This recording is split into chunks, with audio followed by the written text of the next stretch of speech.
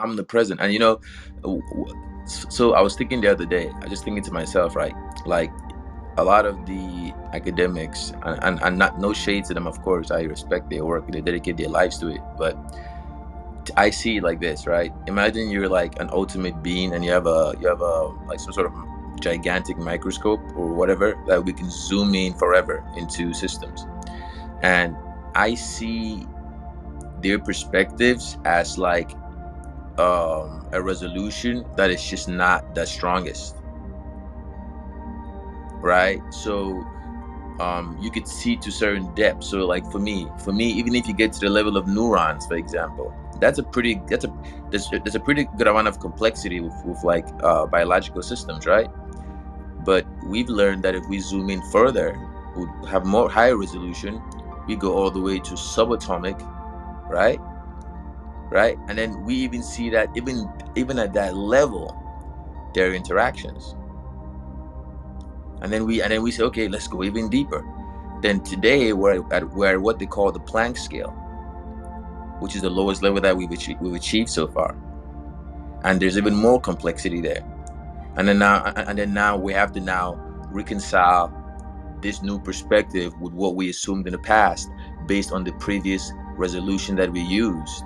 So the reason why I have a very, very strong intuition feeling that we're on the right track, and I feel like the rest of the world is going to catch up to us later, is because when you actually think about zooming in to the edge, if you have the strongest, highest resolution you could possibly have in our universe, and you zoom in, the fundamental thing will be an abstraction.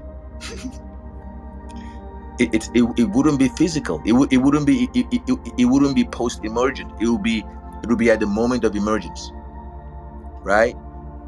Post emergence creates physical reality. So if we're to abstract intelligence, we have to zoom into the edge of reality itself. And at the edge of reality, intelligence looks like a two-dimensional abstraction. So what I imagine is, imagine the triangle, the infinity, and the circle. Imagine a sphere, right, Tim? Imagine a see-through sphere, like a ball, right? And imagine that you can draw all these shapes on this ball, right? You could draw the triangle on the ball, draw the infinity on the ball, and draw the circle on the sphere, right? But now imagine you can draw a lot of them, right, around this ball, right, until you fill the whole ball up. So the entire ball is covered with triangles, infinities, and circles, right? When I imagine the edge of reality, that's what I see it as. And then I see the rest of discrete systems as emergent systems that are being controlled by that two-dimensional algorithm that we drew on the ball. Pair what we're trying to measure, and I try to like just break it down to something as easy as like a triangle, something geometric, which is kind of an abstraction, right?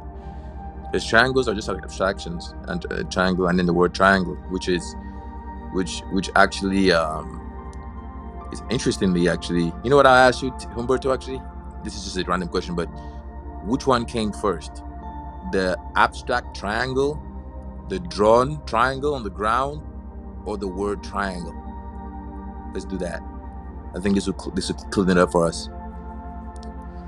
So which one was first, which was second, which was third? The idea of a triangle, the drawing of the triangle, or the writing of the word triangle in English? Which one was first, second, and third?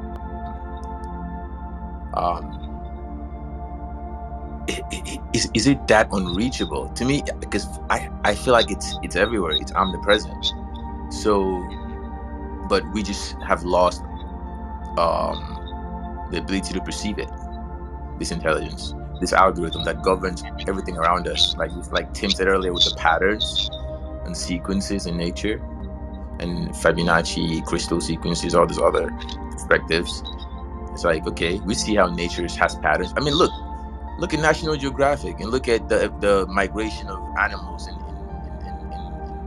in the wild. those are algorithmic movements.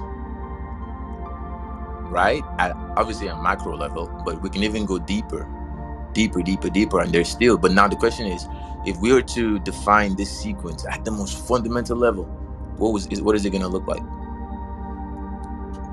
I think that's the question that answers Todd's question of who he is, and answers my question of who I am. You know,